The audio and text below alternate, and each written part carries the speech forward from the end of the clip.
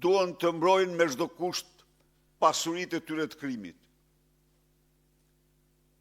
300 apartamente, thonë mediat, ka Belinda Balluku, e jashtë çdo imagjinate. Po në qoftë se Belinda ka 300, ju garantoj që Edi Rama ka të paktën 1000. Prandaj shumë me kulla. Dhe thonë shitën kullat, po i marrë kanë qeveritarët kullat. 300 apartamente ajo, me parat taks paguesve.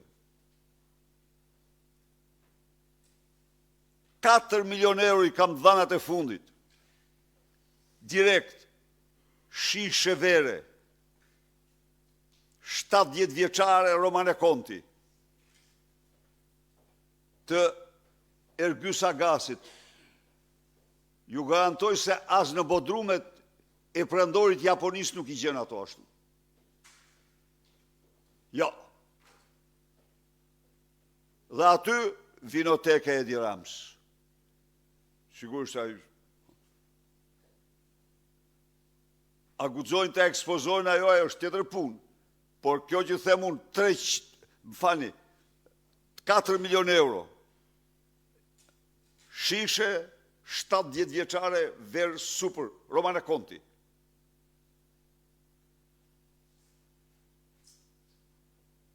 Këtu jemi.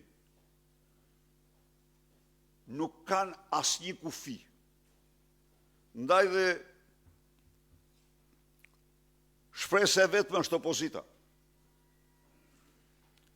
Shpresa e vetme është opozita. Ne duhet të ngrihemi me të gjithë forcën tonë si përpjekje e fundit për të rrëzuar këtë narkoshtet.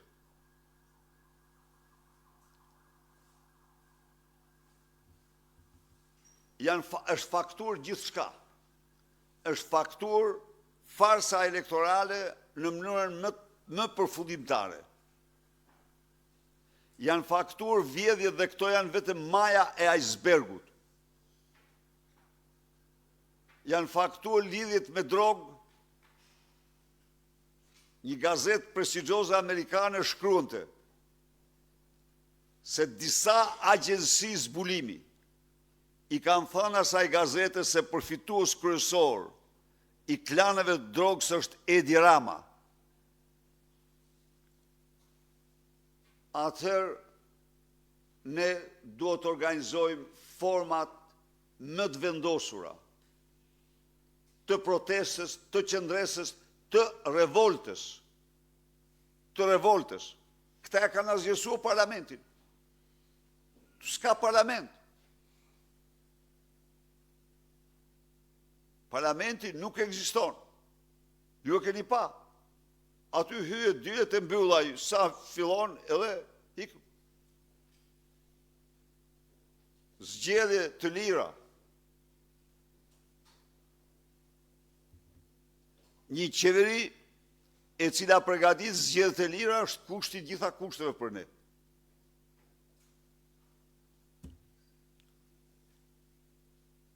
Është thirrë data 22. Protestat tona do të diversifikohen me greva urie, me të gjitha format. Në qoftë se ne vendosim të përmbushim misionin tonë. Edhe ne jemi të vendosur ta përmbushim. Protestat tona dhe të gjithë ne duhet kemi të qartë se me këtë regjim është jetike protesta e qëndrueshme, revolta e qëndrueshme. Ato janë format që rrëzojnë narkodiktaturat dhe diktaturat. Angazhimi sa më shumë i trive në këtë betejë të cilën opozita do ta fitojë. Shqiptarët do ta fitojnë. Kur ndonjëherë nuk kanë qenë, zotëri e thash edhe dje, edhe do ta mbyll. Enver Hoxha që i kishte pa llogari, ja u them unë. Pa llogari. Absolutisht ta kemi shumë të qartë që gjithë korrupsioni i tij në 45 vite diktaturë, korrupsion materiale kam fjalë, ekonomik, nuk them anën mizore, gjaksore të tij, por si abuzim nuk është as gjysma, as çereku i drejtorave të bashkisë. Shkosh i një hoteli ju.